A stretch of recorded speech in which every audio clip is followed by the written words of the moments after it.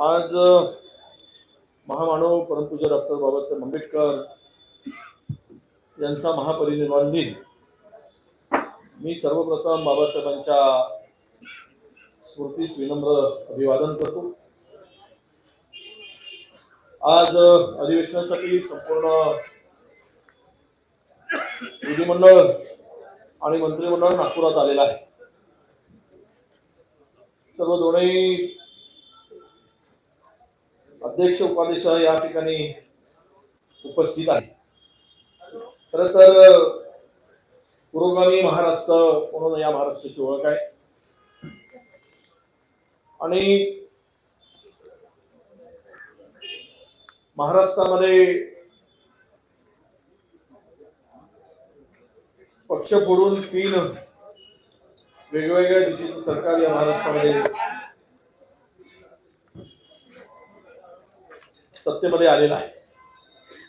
पुरोगामी महाराष्ट्रामध्ये सर्वात जास्त दंगली कुठे झाल्या असतील तर त्या महाराष्ट्रामध्ये झाल्यात आणि 2022 मध्ये दंगलीच्या तब्बल 8,218 प्रकरणाची नोंद महाराष्ट्रामध्ये झालेली आहे। ही त्या वर्षातील सर्वाधिक नोंद असल्याची माहिती केंद्रीय गृहमंत्रालयाची माहिती आहे। महायुती सरकार आल्यानंतर राज्यात काय वाढलं असेल तर दंगली आणि बलात्कारांच्या घटनांमध्ये प्रचंड वाढ झाल्याची आपल्या सगळ्यांना लक्षात येईल। आता तर नागपूरमध्ये ज्या उपराजधानीमध्ये हे अधिवेशन होते आहे, या उपराजधानीमध्ये कायदा सुव्यवस्थेचा संपूर्ण बट्ट्याबोळ झालेला आहे। ही संत्रा नगरी म्हणून नागपूरची ओळख होती, आता नागपूरची ओळख हळूहळू चोरांची नगरी म्हणून म्हणावं काय अशा प्रकारची स्थिती राज्यामध्ये या नागपूर शहरामध्ये सुरू आहे। दररोज साधारणतः 112 घरफोड्यांच्या घटना विदर्भासह नागपूरमध्ये होत आहे।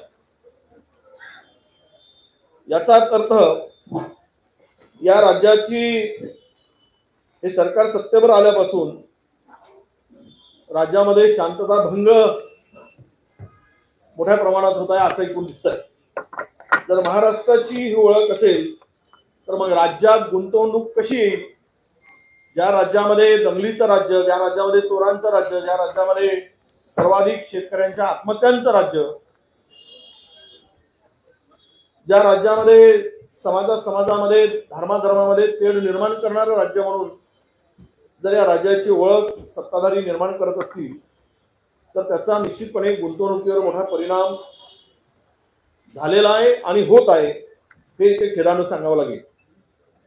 खरं तर महाराष्ट्रामध्ये सर्वाधिक आत्महत्या शेतकऱ्यांच्या ही माहिती आताच एनसीआरबीच्या अहवालातून आपल्या सगळ्यांना समोर आलेली आहे।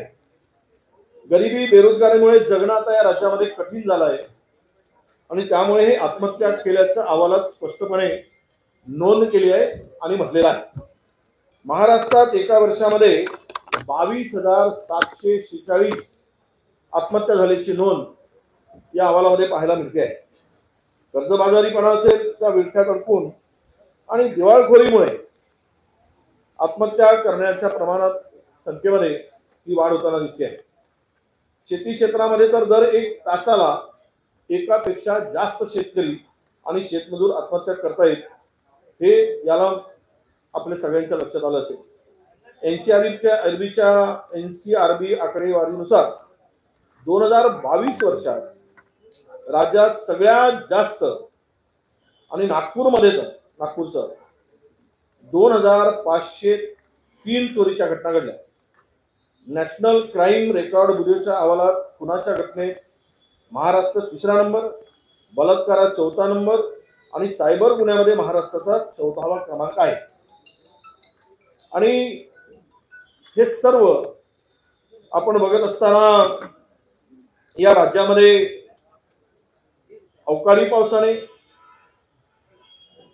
अवेळी पाऊस, दुष्काळ गेल्या 4 वर्षापासून शेतकरी सातत्यानं या परिस्थितीची झुंजतो आहे।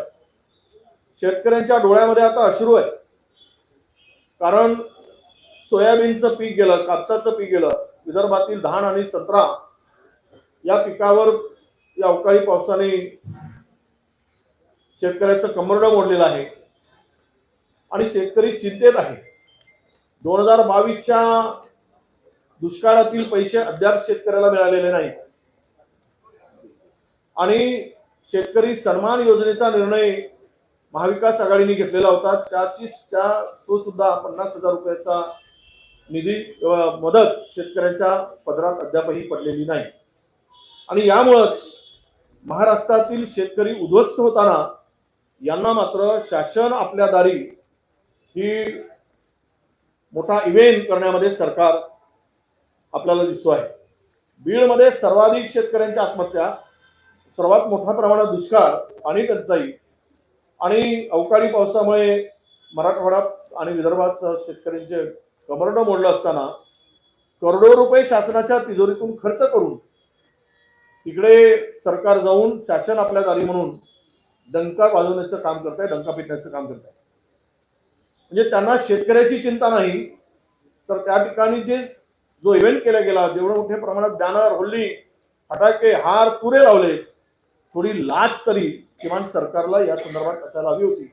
पण दुर्दैवानं शेतकऱ्याप्रती या सरकारला कुठलीही कणव नाही, शेतकऱ्याप्रती जिव्हाळा नाही, हे आता या ठिकाणी दिसून आलेलं आहे. आपल्याला सगळ्यांना सांगताना या राज्यामध्ये अनेक विषय मोठ्या प्रमाणात निर्माण झालेले आहेत आणि म्हणून आपल्याला या ठिकाणी सांगताना 2-3 गोष्टी अत्यंत महत्त्वाच्या आपण लक्षात आणल्या पाहिजे, आपल्या लक्षात आणून देतोय. आणि एकतर हा कालावधी इतका कमी आहे अधिवेशनाचा, प्रश्न खूप मोठे आहेत, अनेक प्रश्न आहेत, आरोग्य यंत्रणा कोलमडते आहे, शेतकरी सरकारच्या मदतीसाठी नजरा लावून बसलेला आहे, या राज्यातील कायदा सुव्यवस्थेचे दिनवडे निघाले आहेत, भ्रष्टाचाराने या राज्यामध्ये कहर केलेला आहे, शासनाची तिजोरीची खुलेआम लूट केली जात आहे आणि अशा स्थितीमध्ये या प्रश्नावर चर्चाच होऊ नये म्हणून आमची आग्रही मागणी होती की हे अधिवेशन किमान 15 दिवस कामकाजाचे असावे. पण त्यातूनही या सरकारने पळ काढलं, यांना चर्चा करायची नाही असं आम्हाला त्या ठिकाणी एकूण कामकाजाच्या दिवसावरून दिसतंय. आम्ही मागणी सुद्धा त्या पद्धतीने केली होती. मी या सगळ्यामध्ये दुष्काळ आणि टंचाईची स्थिती, अवकाळीचं संकट आणि दुष्काळ जाहीर करण्यामध्ये झालेली दिरंगाई आणि तोंड पाहून मंत्र्यांचे आणि सत्ताधाऱ्यांच्या तालुक्यांना दुष्काळ घोषित करणं आणि इतरांच्या मतदारसंघाकडे टंचाई घोषित करताना दुर्लक्ष करणं हे शासनाचं अपयश आहे असं मी मानतो. 1000 पहिल्यांदा 40 तालुके दुष्काळग्रस्त घोषित केले, त्यानंतर त्यांना SDRF NDRF कडून मदत मिळेल, परंतु 1000 नंतरचे मंडळ जी घोषित केली त्यामध्ये सरकारने हात वर केलेले आहे. केवळ थातूर मातूर उपाययोजना आणि मदत त्या ठिकाणी GR करताना केली, त्यांना कुठली मदत मिळेल SDRF ची NDRF ची ते मिळू शकणारच नाही, कारण शासनाचा तसा अहवाल केंद्र सरकारकडे गेलेला नाही, उपसमितीची बैठक झालेली नाही.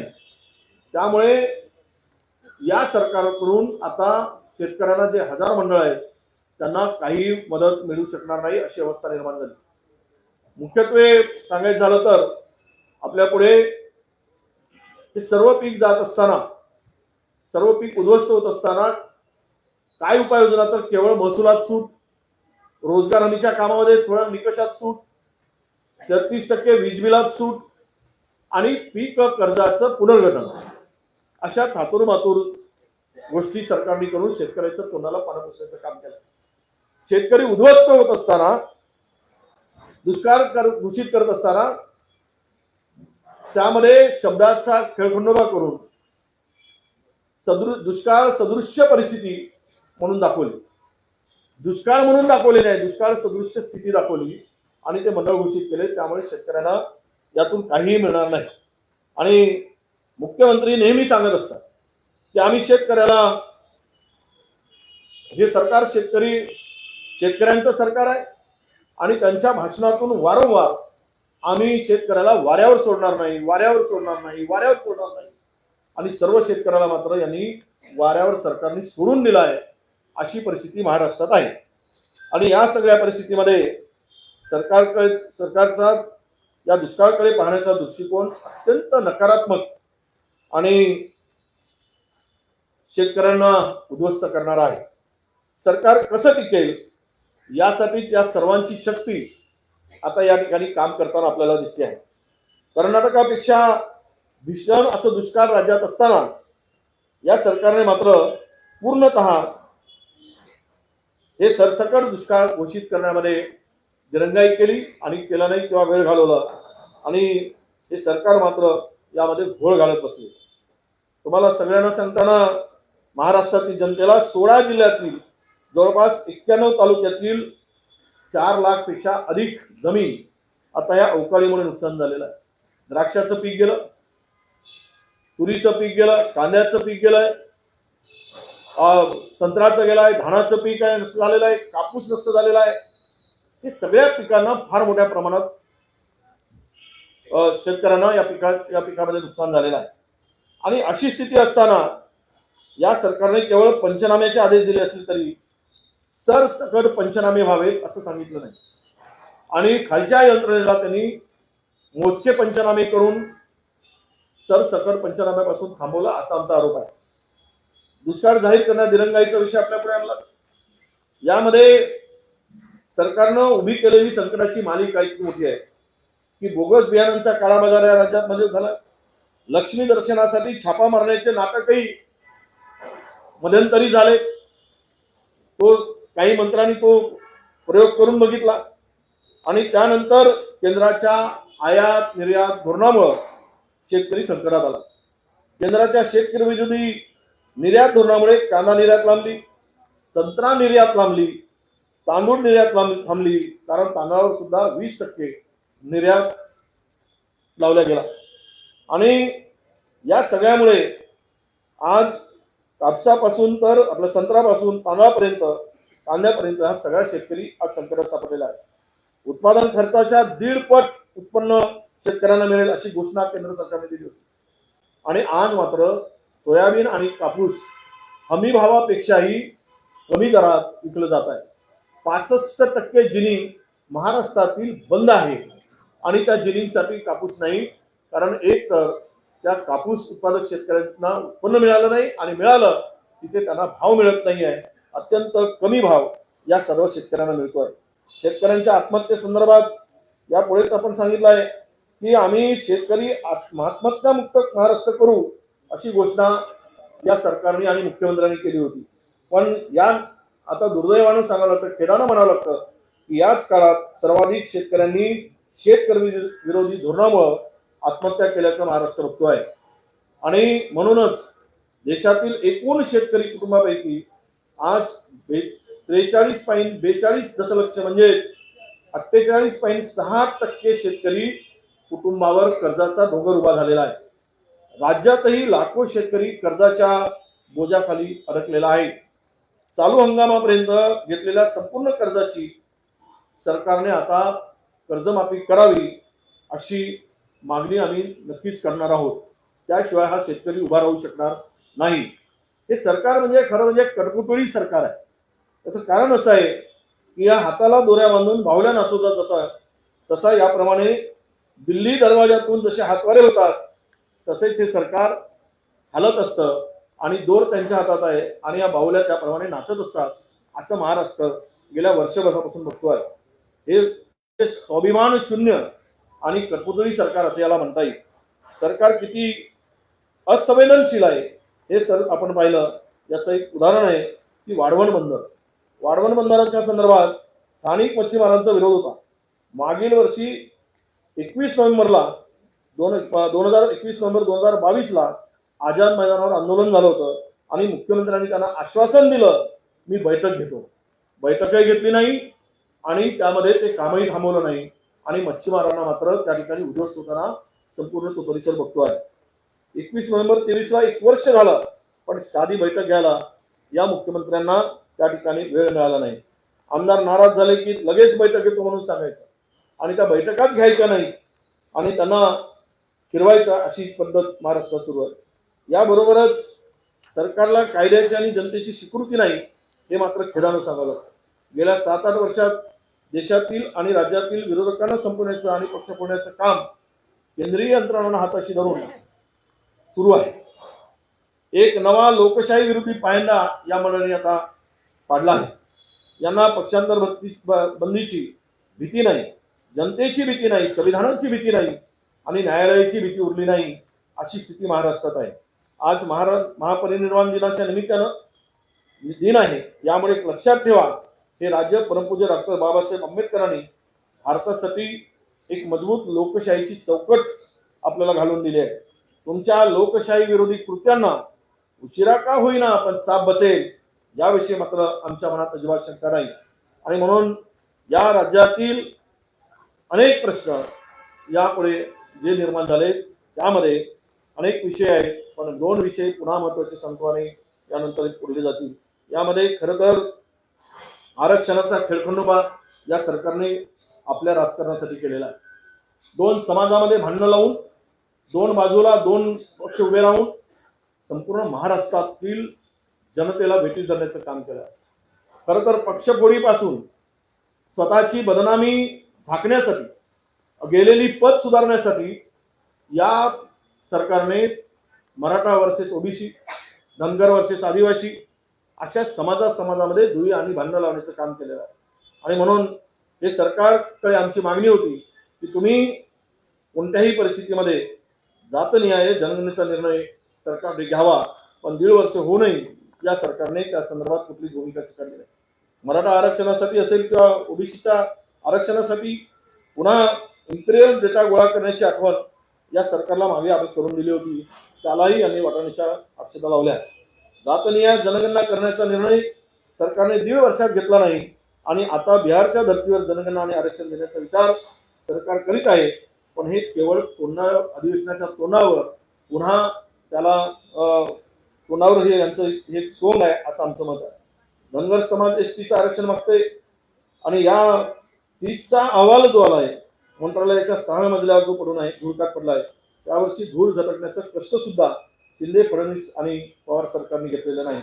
मी आपल्या लक्षात आणून देतो की मुस्लिम आरक्षणाला न्यायालयाची अटकळी नाही, पण एका देशातून मुस्लिम आरक्षण देण्यासाठी हे सरकार तयार नाही.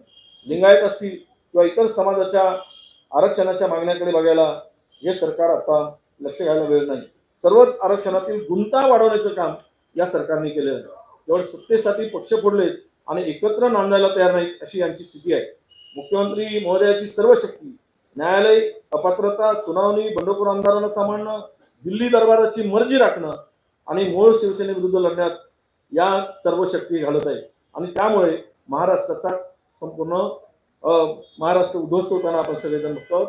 हा सर्व खेळखंडोबा या ठिकाणी चालू आहे. आमचे डीसीएम, पहिले डीसीएम, नागपूरकर डीसीएम एवढे हतबल झाले आहेत की आम्ही कधी त्यांना पाहिलं नाही. त्यांना वरिष्ठ नेत्यांनी अगोदर पहिल्यांदा शिंदे मुख्यमंत्र्यांना सांभाळण्याचं काम दिलं आणि नंतर मात्र त्यांना बारामतीकरांना सांभाळण्याचं काम दिलं. हे जोडी सांभाळता त्यांच्या नाकामध्ये आणि तोंडामध्ये फेस यायला लागला आहे. हे महाराष्ट्रात बघतो आहे. पुन्हा त्यातल्या त्यात नाराज आमदार तर आहेच, अशी परिस्थिती आहे. हे सर्व पक्ष, 3ही पक्ष एकमेकावर कुरघोडा करण्याची एकही संधी सोडत नाही, हे आपण आता मागच्या चित्रावरून दिसले आहे. राज्याचे सर्व डबे घसरले, पण 3 मात्र 3 दिशेने सुसाट पडताना आपल्याला दिसत आहे. तिघांचं एकच काम आहे, चोर चोर मावस भाऊ, तिजोरी लुटून आपण सगळे मिळून खाऊ. एकच काम राज्यामध्ये आता महाराष्ट्र उघड्या डोळ्यांनी बघताना आपल्या सगळ्यांना दिसतो आहे. म्हणूनच मंत्रिमंडळ विस्ताराची असेल ती सुद्धा ताकद या 3 नेत्यामध्ये नाही. केवळ टाइमपास करून त्या वेळ देऊन आमदारांना खुश करण्यासाठी एक टाइमपास करण्याचं काम सुरू झालं आहे. तिथं शेवटचं हे की राज्यामध्ये अनेक विषय आहेत. त्यातले विषय कोण सुरक्षित आहे या देशामध्ये, या राज्यामध्ये मतस्वातंत्र्य आहे का, विश्वंभर चौधरी नावाच्या आमचे त्यांनी एक निर्भय म्हणून नावाचं एक बॅनर खाली सभा घेत असताना राजकीय पक्षाचा माणूस जाऊन त्यांची सभा उधळून लावतो, हे या ठिकाणी खेदानं म्हणावं लागतं. त्याबरोबरच या ठिकाणी आमचे इथे देशमुख साहेब आहेत, त्यांनी 2012 पासून राज्यामध्ये गुटखाबंदी केली. गुटखाबंदीने केली गुटखाबंदी, परंतु त्या आता राज्यामध्ये सर्रास मोठ्या प्रमाणामध्ये गुटखा आणि ड्रग्स विक्रीचा व्यवसाय जोरात सुरू आहे. आरोपीचे नाव FIR मध्ये येतात आणि आरोपी दोनही बाजूला 2 पिस्तूल लावून हे गुटखा घेऊन फिरतात. त्यांना मोका लावण्याची आवश्यकता होती, पण सरकार मात्र गृह खातं आणि हे मला वाटतं अन्न औषध विभाग दोघांच्याही पोलीस आणि औषध विभागाच्या दोघांच्याही आश्रयाखाली या राज्यामध्ये दर महिन्याला 1000 कोटी रुपयाचा गुटखा विकला जातो, हे आता या ठिकाणी दिसते आहे. गुटखा विक्रीमध्ये हे राज्य आता आघाडीवर झालेलं आहे. आपल्या शेजारील राज्यातून कर्नाटक, गुजरात आणि नागपूर सुद्धा हे गुटखा निर्मितीचा कारखाने या ठिकाणी आहेत, अशी माहिती आपल्या सगळ्यांच्या पुढे आहे. यामध्ये मी एवढंच सांगेल की आज चहा पाण्याचं निमंत्रण मिळालं, परंतु एकूणच राज्यातील परिस्थिती, ही सर्व परिस्थिती बघता, शेतकरीच्या डोळ्यातील अश्रू बघता, हा जर चहापान टाळला असता तर उचित झालं असतं. हे इव्हेंट टाळले असते तर उचित झालं असतं. किमान त्या शेतकऱ्याप्रती तुमच्या संवेदना शिल्लक आहेत हे महाराष्ट्र जनतेला बघता आलं असतं. युवा बेरोजगारांच्या डोळ्यात अश्रू आहे. 100 मोर्चे या अधिवेशनावर येत आहेत. म्हणजे प्रश्न किती मोठे उभे आहेत. 2-2 किलोमीटरच्या लाईन मंत्रालयाच्या पुढे लागले जातात आणि लोक आपले प्रश्न घेऊन तासन तास तिथे ताटकळत उभे असतात आणि एकीकडे शासन आपल्या दारी म्हणून आपली स्वतःची पाठ थोपटून घेत आहे. म्हणजेच जनतेचे प्रश्न सुटत नाही म्हणून लोक मंत्रालयापर्यंत जातात. हे अशा अनेक प्रश्नांमुळे महाराष्ट्र आता उद्ध्वस्त होताना आपल्याला दिसतो आहे. कायदा सुव्यवस्थेचा धाक राहिलेला नाही, बेरोजगारांना न्याय नाही, शेतकऱ्यांना स्वतः नुकसान झालं तर मदत नाही आणि यामुळे हा विदर्भामध्ये हे अधिवेशन होत असताना विदर्भाचा सुपुत्र म्हणून, विदर्भातील मातृत्व म्हणून मी नक्कीच आपल्या सर्वांचं इकडे स्वागत करत असताना, या प्रश्नांना न्याय देत असताना, हे प्रश्न सोडवत असताना, या महिलांचे प्रश्न, पीडितांचे प्रश्न, सर्वसामान्य लोकांचे प्रश्न हे मार्गी लावण्यासाठी आम्ही आपल्याकडून मदत मिळेल, आपलं सहकार्य मिळेल. शेवटी अधिवेशनाची फलश्रुती शेतकऱ्यांना त्यांच्या हक्काचं मिळावं, बेरोजगारांना न्याय मिळावा, या राज्यातील कायदा सुव्यवस्थेमध्ये स्थिती सुधारावी, या राज्यातील बिघडलेली कायदा परिस्थिती सुधारण्यासाठी मदत व्हावी, त्यावर चर्चा व्हावी आणि आरक्षण आहे, अनेक विषयावर चर्चा व्हावी अशी आमची या अपेक्षा आहे. परंतु त्या कुठल्याही गोष्टीमध्ये सरकारला रस नाही. कमी कालावधीमध्ये अधिवेशन होत आहे यासाठी आणि राज्यापुढील प्रश्न इतके मोठे असताना चहापानला जाणं उचित नाही, म्हणून आम्ही चहापानाला बरोबर बहिष्कार टाकण्याचा निर्णय महाविकास आघाडीने घेतला आहे आणि त्यामुळे आज आम्ही तिकडे जाणार नाही. पण सर्व पत्रकार मित्रांना आमची विनंती आहे की या अधिवेशनामध्ये जे प्रश्न चर्चेला येतील त्यांना न्याय देण्यासाठी आपली सुद्धा मदत आम्हाला मिळावी, सहकार्य मिळावं अशी अपेक्षा आपल्याकडनं मी व्यक्त करतो आणि आपण आलात, आपल्याला धन्यवाद देतो. यानंतर आमचे विधान परिषदेचे विरोधी पक्षनेते आपल्याशी संबोधित करणार.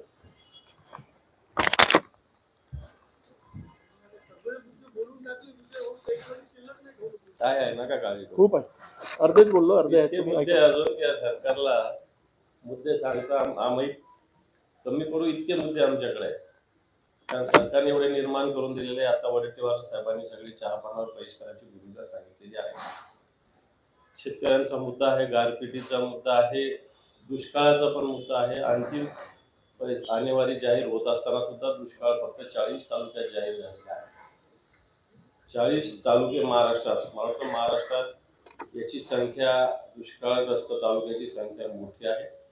राजकीय हेतून प्रेरित होऊन बरेच तालुके दुष्काळ जाहीर झाले. कारण याची दुष्काळ जाहीर करण्याची जी पद्धती आहे, नजर आणेवारी असेल आणि आता अंतिम आणेवारी असेल, या सगळ्या आणेवारीतून महाराष्ट्रात दुष्काळ जाहीर झाला पाहिजे. सगळ्या तालुक्यात ही भूमिका आमची महाविकास आघाडीची राहणार आहे. हे सगळं होत असताना आरोग्य विभागाचा एक महत्त्वाचा मुद्दा आहे. मागच्या 2 महिन्यापूर्वी या महाराष्ट्रात नागपूर असेल, संभाजीनगर असेल, नांदेड असेल, कोल्हापूर असेल, ठाणे असेल, ठाण्याचं कळवा असेल, या सगळ्या हॉस्पिटलमध्ये ज्या पद्धतीनं मृत्यू झाले मोठ्या प्रमाणावर, फक्त महाराष्ट्रात असे मृत्यू कधीही झालेले नव्हते. औषध खरेदी झालेली नाही कोणत्याही प्रकारे, हातींद्वारे संस्थेच्या द्वारे कोणतेही औषध खरेदी झाली नाही. नवीन जे मंडळ स्थापन केलं सरकारने, याच्याकडून सुद्धा 1 रुपया सुद्धा औषध खरेदी आतापर्यंत झालेली नाही. जे सरकारच्या वतीनं त्या वैद्यकीय महाविद्यालयाला 30%, आता त्याची 40% मर्यादा केलेली आहे. डीपीसीच्या माध्यमातून जेवढा निधी असतो तेवढ्यातूनच औषध खरेदी झाली, ही काही जनतेला पुरेशी नाही. हा एक मुद्दा याच्यातला. आणि दुसरा मुद्दा, या खात्यामध्ये, आरोग्य खात्यामध्ये एवढा भ्रष्टाचार बोकाळलेला आहे की चांगले चांगले अधिकारी साईड पोस्टला बसलेले आणि भ्रष्टाचारी अधिकारी मुख्य जागेवर येऊन ठेवलेले आहे. आजच या संदर्भात निश्चित अधिवेशनाची भूमिका होईल की ज्या पद्धतीनं आरोग्य विभागात भ्रष्टाचार माजलेला आहे, चांगल्या अधिकाऱ्यावर अन्याय केलेला जातोय, आणि जे अधिकारी कामाचे नाही, जे अधिकारी काम चुकार आहेत पण भ्रष्टाचारी आहेत, अशा अधिकाऱ्यांना मुख्य जागा दिली जाते, ही स्थिती आहे. या महाराष्ट्रात ड्रग्जचे कारखाने अधिकृतरित्या चालवले जातात की काय, अशा प्रकारची स्थिती आहे. सगळ्यात आधी ड्रग्ज सापडलं नाशिकमध्ये. नाशिकच्या ड्रग्जच्या फॅक्टरीवर कारवाई केली मुंबई पोलिसांनी, संभाजीनगरातल्या ड्रग्जच्या कारखान्यावर कारवाई केली अहमदाबाद पोलिसांनी. आणि तुमच्या मीडियाला का आलं नाही माहित नाही, कारण मीडिया सुद्धा काही गोष्टी झाकून ठेवतो. काल परवाच्या दिवशी रात्री रायगड जिल्ह्यामध्ये कारवाई झालेली आहे कर्जत खोपोली तालुक्यामध्ये, आणि ही कारवाई केली नवी मुंबईच्या नार्कोटिक्स विभागाने. मीडियावर कुठे अजून एकही बातमी दिसलेली नाही, परंतु दिवसाढवळ्या ड्रग्जचे कारखाने या महाराष्ट्रात चालू आहे. ड्रग्जचा आरोपी दिवसाढवळ्या पुण्याच्या ससून हॉस्पिटलमधून पळून गेलेला आहे. एवढ्या मोठ्या गोष्टी होत असताना बाकीचे तर गुन्हे जर बघितले या महाराष्ट्रात, तर मला वाटतं महाराष्ट्राला लाज वाटेल, अशा प्रकारची स्थिती आहे. मराठवाडा विदर्भाच्या विकासाच्या फक्त गप्पा मारल्या जातात. विदर्भाचे अनेक प्रकल्प अजूनही तसाच अनुशेष बाकी आहे. संत्र्याच्या भावाचा प्रश्न आहे. संत्र्याचा आयात निर्यात बांगलादेशमध्ये मोठ्या प्रमाणात निर्यात होती, त्याला सवलती देण्याच्या नुसत्या घोषणा झाल्या, परंतु संत्रा उत्पादकांना कोणत्याही प्रकारचा न्याय मिळाला नाही. मराठवाड्यात मागच्या 1.5 महिन्यापूर्वी बैठक झाली, 14,000 कोटी रुपयाच्या घोषणा केल्या गेल्या सिंचनाच्या बाबतीत, परंतु मला वाटतं इथे जयंत पाटील साहेब पण बसलेले आहेत. 14,000 कोटी रुपयाच्या घोषणा तर झाल्या, परंतु याचा सर्वे करण्यासाठी 50 कोटी रुपये मागच्या 1.5 वर्षांनी दिलं जात नाही. अशा प्रकारची स्थिती आहे. म्हणजे या फक्त बंपक घोषणा या सगळ्या केल्या गेल्या. दुधाचा प्रश्न, शेतकऱ्यांचा, जे दूध उत्पादक शेतकऱ्यांचा दुधाचा एक महत्वाचा प्रश्न आहे. आज दूध 22 रुपयापर्यंत, 23 रुपयापर्यंत दुधाचे भाव आलेले आहेत, आणि याच्यावर सरकार कुठे तोंड उघडायला तयार नाही. मोठ्या मोठ्या ज्या संस्था आहे, महानंद सारख्या संस्था आहेत, अशा संस्था बंद व्हायच्या मार्गावर आहे, आणि राज्य सरकारला त्या बंद व्हाव्या अशाच प्रकारचे राज्य सरकारचा प्रयत्न चालू आहे. परंतु जो दूध उत्पादक शेतकरी आहे याला कोणताही न्याय आताचं सरकार देत नाही, अशा प्रकारची स्थिती आहे. शेतकऱ्यांच्या सगळ्या स्थितीविषयी वडेट्टीवार साहेब बोलले, परंतु विमा अग्रिम विमा मिळायला पाहिजे होता 25%. सुरुवातीला दुष्काळ स्थितीमध्ये राज्याच्या मंत्र्यांनी, मुख्यमंत्र्यांनी आणि कृषी मंत्र्यांनी मोठी घोषणा केली की दिवाळी गोड होईल, परंतु अग्रिम विमा सुद्धा अजून मिळाला नाही. आणि याच्यात काय, दुष्काळ 13वा महिना आपण असं म्हणतो, त्या पद्धतीनं जी गारपीट आता झाली, या गारपिटीच्या नंतर अनेक ठिकाणी, ज्या जवळपास 16 जिल्ह्यामध्ये मोठ्या प्रमाणावर गारपीट झाली, या सगळ्या गारपिटीनंतर सरकारने अजूनही कित्येक ठिकाणी पंचनामे सुद्धा करण्याचे आदेश दिलेले नाही. अधिकारी हातावर हात घेऊन बसलेले काही ठिकाणी निश्चित होत आहेत, परंतु सरकारच्या नुसत्या घोषणा या सगळ्या चालू आहे. कांदा असेल, कापूस असेल, सोयाबीन असेल. कापूस अजून सुद्धा मागच्या वर्षीचा काही शेतकऱ्यांनी घरात ठेवलेला आहे, कारण एक वेळ कापसाचा भाव 12,000 पण गेला होता, आणि या सरकारच्या काळात तो 6,200 रुपये पण खाली आलेला आहे. आणि या वर्षी तर कापसाचं सुद्धा आताचं पीक वाया जाणार अशी स्थिती आहे. परंतु कापूस, सोयाबीन, कांद्याला अनुदानाची घोषणा केली होती, अजूनही कांद्याचं अनुदान पूर्णपणे शेतकऱ्याला मिळाले. त्याच्यातच कांद्याच्या निर्यातीच्या बाबतीत केंद्राने जे धोरण जाहीर केलं, मला वाटतं ते शेतकऱ्यावर अन्याय करणार आहे. आणि म्हणून शेतकऱ्याची परिस्थिती या महाराष्ट्रातली आताच्या घडीला जर बघितली तर अतिशय विदारक आहे. सरकार मोठ्या मोठ्या इव्हेंट करण्यास, शासन आपल्या दारी म्हणतंय, शासन आपल्या दारी जाऊन करतंय काय, अशा प्रकारची स्थिती आहे. स्वतःचा प्रचार सरकारी खर्चानं करण्याची एक नवी पद्धत या सरकारनं सुरू केलेली आहे. हा महाराष्ट्र आत्महत्याग्रस्त शेतकऱ्यांना थांबवण्याचा एक प्रयत्न म्हणून आत्महत्या थांबवणारा महाराष्ट्र निर्माण करेल, अशी घोषणा माननीय मुख्यमंत्र्यांनी केली होती. परंतु या महाराष्ट्रात विशेषतः विदर्भ आणि मराठवाड्यामध्ये आता आत्महत्या एवढ्या मोठ्या प्रमाणावर वाढलेल्या आहेत की त्या थांबता थांबत नाही अशा प्रकारची स्थिती आहे. आणि म्हणून या सगळ्या अधिवेशनामध्ये निश्चित महाविकास आघाडी आरक्षणाचा प्रश्न आहे, वेगळ्या प्रश्न वेगवेगळे सरकारमधलेच मंत्री. आता मला असं वाटतं तुम्हाला अधिवेशन कोणत्या प्रश्नावर चालेल इथले सगळे बोर्ड्स बघून घ्या तुम्ही. ज्या पद्धतीनं वेगवेगळ्या पद्धतीनं सरकारमधल्याच मंत्र्यांची भूमिका आहे. मुख्यमंत्री एक निर्णय घेतात, त्याच सरकारमधले एक कॅबिनेट मंत्री वेगळ्या भूमिका घेतात. नेमकी सरकारची भूमिका काय? एक मंत्री एका बाजूनं बोलतो, दुसऱ्या मंत्री दुसऱ्या बाजूनं बोलतो. याचाच अर्थ मुख्यमंत्र्यांचा आपल्या कॅबिनेट मंत्र्यावर आपल्या कॅबिनेटच्या निर्णयावर नियंत्रण राहिलं नाही. मुख्यमंत्री स्वतःची सत्ता स्वतःची खुर्ची वाचवण्यात मशगूल आहे अशा प्रकारची स्थिती आहे. आपण अशा प्रकारे जनतेवर अन्याय करणाऱ्या, शेतकऱ्यावर अन्याय करणाऱ्या, माता भगिनीवरच्या गुन्ह्यामध्ये सुद्धा या महाराष्ट्रात देशातली सगळ्यात मोठी स्थिती आहे, सगळ्यात जास्त गुन्हे. मग मर्डरचे असतील, महिलावर अत्याचाराचे असतील, या सगळ्या जर बघितलं तर आजच कालच त्याच्या आकडेवारी प्रसिद्ध झाले. आपण अशा सरकारबरोबर चहापान आम्ही का करायचं? शेतकऱ्यावर अन्याय करणाऱ्या सरकारबरोबर चहापान का करायचं? माता भगिनीचं संरक्षण न करणाऱ्या सरकारबरोबर आम्ही चहापान का करायचं? तरुणाईला ड्रगच्या विळख्यात अडकवणाऱ्या सरकारबरोबर आम्ही चहापान का करायचं?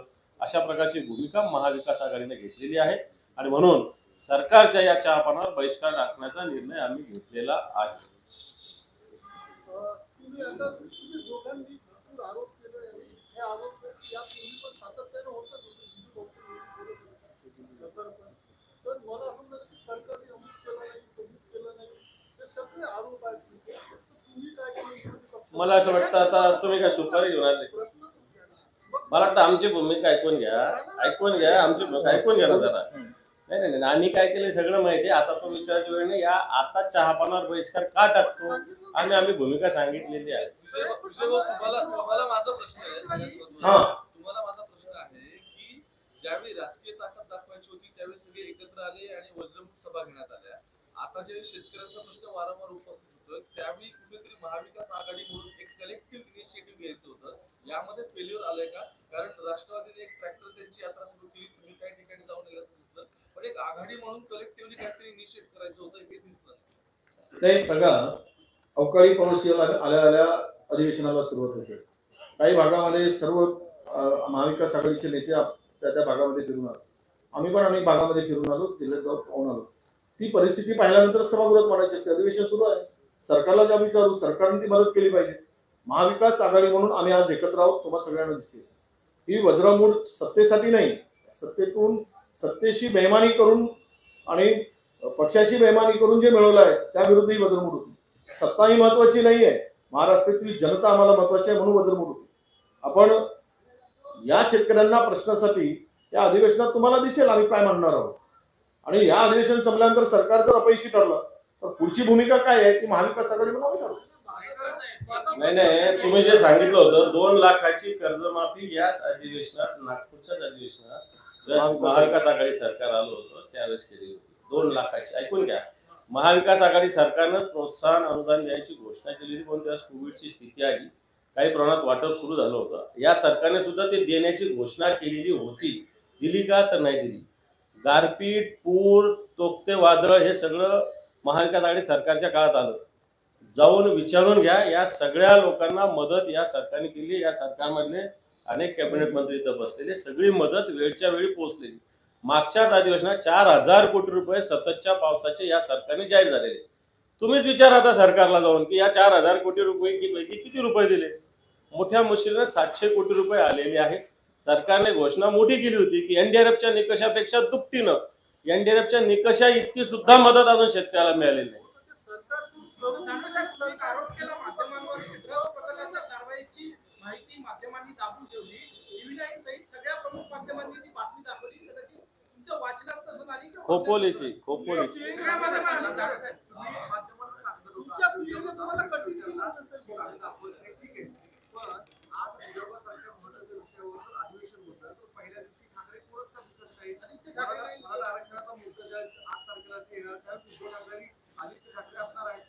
असणार आहे ना. मग अधिवेशनात असते कोण? मी आहे ना त्या पक्षाचा. पक्षाची बैठक, नेत्यांची बैठक नाही.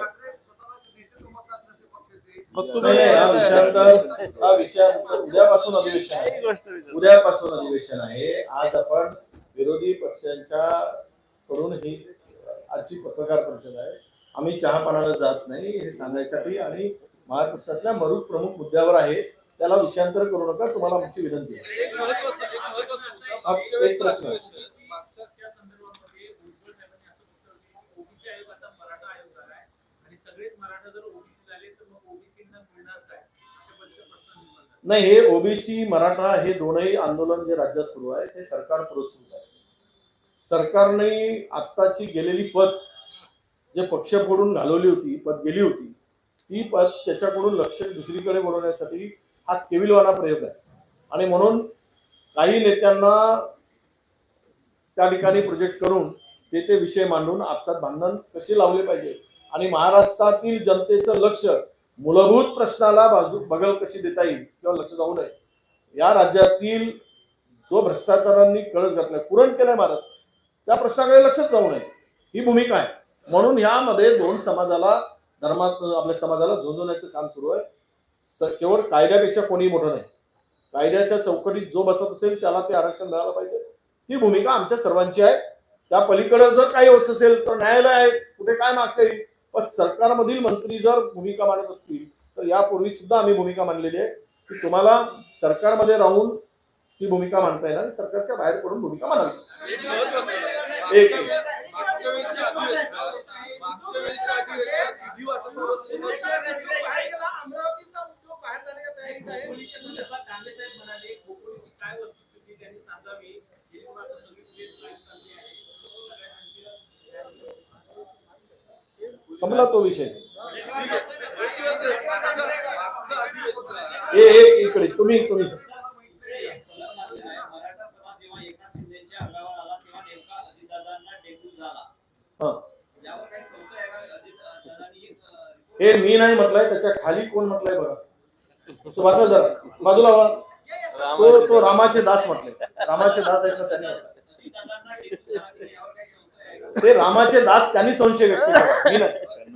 तुम्ही त्यांना विचारा. मागच्या अधिवेशनामध्ये सगळ्यात महत्त्वाचा मुद्दा होता की निधी प्रत्येकाला अप्रोप्रिएट दिला गेला नाही, त्याच्यामध्ये राजकारण झालं.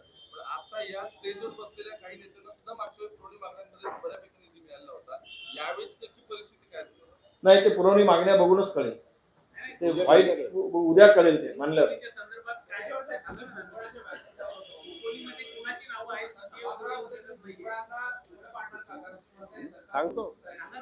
नक्कीच जे बघा, जे समाजात भांडणं लावून महाराष्ट्राला अस्थिर करू शकतील, महाराष्ट्राच्या पुरोगामी विचाराला जर अडथळा पाडत असतील तर ते विषय आम्ही तिकडे मांडू. आरक्षण ज्या त्या समाजाचं आहे, मी ओबीसी आहे, माझ्या स्वतःच्या आरक्षणाचं रक्षण करणं, संरक्षण करणं हे माझं काम आहे. परंतु मी इतरांवर आरोप करणं हे मला एक चुकीचं आहे. कोणताही असेल, जरांगे पाटील असू देत, भुजबळ असू देत, यांनी ही जी भूमिका आता स्वीकारून एकमेकावर वैयक्तिक कोरगडी सुरू केली आहे. समाजाचे प्रश्न बाजूला राहिले, हे भुजबळ तसे, ते जरांगे तसे, या विषयात स्वारस्य नाही. तुमच्या आरक्षण धक्का लागणार नाही सरकारही म्हणते आणि आम्ही म्हणतोय की आमच्या आरक्षणाला धक्का लावू नये. मग विषय आला कुठे? राहिला विषय जे काही दाखले बिकले द्यायचा जो काही विषय आहे तर सरकारने तिकडे मांडावं. 24 तारीख सरकारने मुदत दिली आहे. मराठा समाजाचा आरक्षणाचा विषय सरकार सोडवेल.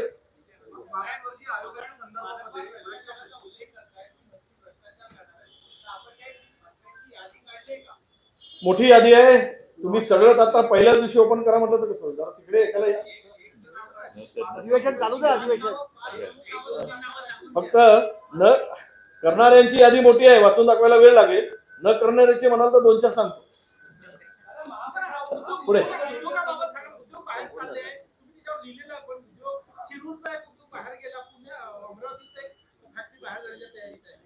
महाराष्ट्रातले अनेक उद्योग बाहेर गेले जात आहे. नागपूरचा उद्योग गेला, सगळ्याला माहिती, 28,000 कोटीचा म्यानमारला, लपून राहिलेला नाही. ऑक्सिजन गेलाय, मोठे मोठे उद्योग गेलेत. केंद्र सरकार म्हणते की आम्ही केंद्राकडून उद्योग आणू, केंद्र सरकारने आम्हाला दिले असे सीएम म्हणतात. पण अजूनही नवीन उद्योगाचे कारण महाराष्ट्रामध्ये गुंतवणूक कमी होत आहे. महाराष्ट्राकडे उद्योग इन्व्हेस्टर इकडे पाठ फिरवत आहेत. हे मुख्यमंत्री उपमुख्यमंत्र्यांनी स्वतःच कबूल केलेलं आहे. ही जी परिस्थिती निर्माण केली महाराष्ट्रात येणार कसे? त्यामुळे हा विषय होता. जे उद्योग गेले त्याची यादी, त्याची माहिती आम्ही सरकारला विचारतो. ओके, लास्ट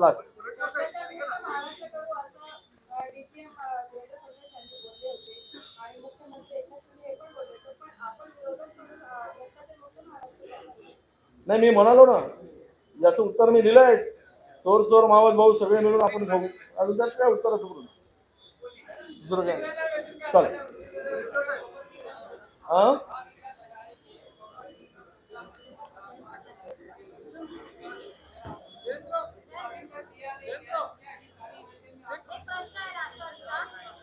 एक मिनिट. उनका है उनका महाविकास आघाड़ी का जो कॉमन मिनिमम प्रोग्राम था उसमें 5% रिजर्वेशन मुसलमानों को देने का करा हुआ था। रिजर्वेशन नहीं दिया क्या अभी आप ये सरकार को डिमांड करेंगे मुसलमानों को रिजर्वेशन? देखो, आपको भी पता है कि सरकार आई थी, सरकार ने काम शुरू किया। कोरोना जैसी महामारी को सरकार को सामने जाना पड़ा। करीबन 20 महीना हम लोग इससे जूझते रहे, पूरा देश और पूरी दुनिया जूझते रही। उस वक्त कोई आरक्षण का था नहीं। अभी जो है ये कोई कोर्ट में कभी भी निर्णय था, अभी कोर्ट में कोई अभी है ही नहीं। कोर्ट ने कुछ को रोका तो नहीं है 5% देने के लिए। केवल ये एक समाज का द्वेष करके दे नहीं रहे। हमारी ये मांग जारी रहेगी। एक राष्ट्रवादीचा राष्ट्रवादीचं जे विधिमंडळ कार्यालय आहे ते अजितदादा पवार गटाला दिलेलं आहे अशा चर्चा सुरू आहे. तुम्ही मागणी करणार का दुसऱ्या कार्यालयाची? तिथे प्रतोद म्हणून आता आमचा पक्ष ओरिजिनल आहे. आम्हाला मागणी करण्याची आवश्यकता नाही आहे. ऐका जरा, उत्तर ऐका. आमचा पक्ष ओरिजिनल आहे. आम्हाला मागणी करण्याची आवश्यकता नाही आहे.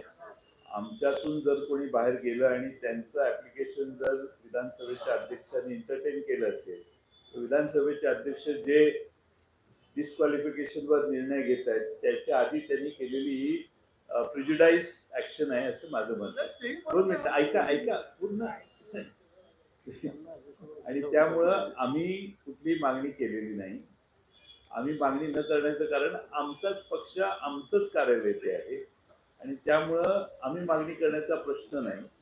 ज्यांनी अर्ज केलाय, मला माहित नाही कोणी अर्ज केलाय का, अर्ज केला असेल तर तो अर्ज एंटरटेन करण्याचा अधिकार विधानसभेच्या अध्यक्षांना आहे की नाही, हा त्यांनी केलेली कृती ही आता डिस्क्वालिफिकेशन त्यांच्या समोर आहे. 31 जानेवारीच्या आत त्याच्यावरती निर्णय घेणार आहे. त्याच्या आधी त्यांनी ही केलेली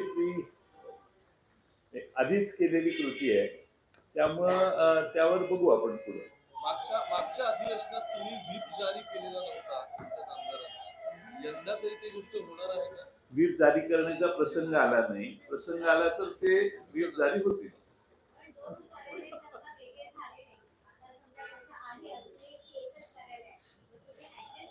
इलेक्शन कमिशन ऑफ इंडियाच्या समोर आमची भूमिका ही आहे की there is no dispute in the party. आमच्या वकिलांनी आमची बाजू मांडलेली आहे. आणि कारण ज्यांनी तिकडे इलेक्शन कमिशनकडे जाऊन आपली भूमिका मांडलेली आहे त्यांनी कधी पक्षविरोधी कोणतीही कृती पवार साहेबांच्या विरोधात अर्ज देणे किंवा असं कोणतेही काम यापूर्वी केलेलं नाही. त्यामुळे अचानक तिथे अर्ज केलेला आहे, त्याची सुनावणी तिथं चालू आहे. 8 तारीख, आता अजून 1 तारीख पडलेली आहे. त्यामुळे बघू नका, एवढी घाई करायची नाही.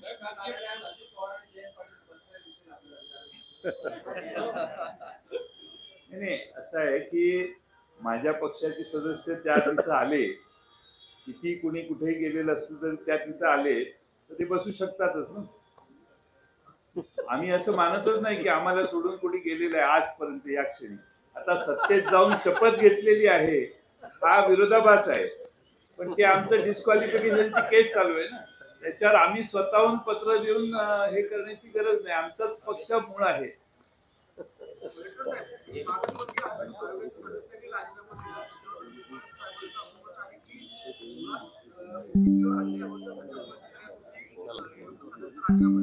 नाही, काय अन्याय वगैरे ते आम्ही आता तिकडे सभागृहात मानू ना, बाहेर मानण्यापेक्षा जरा सरकारला विचारू. चला.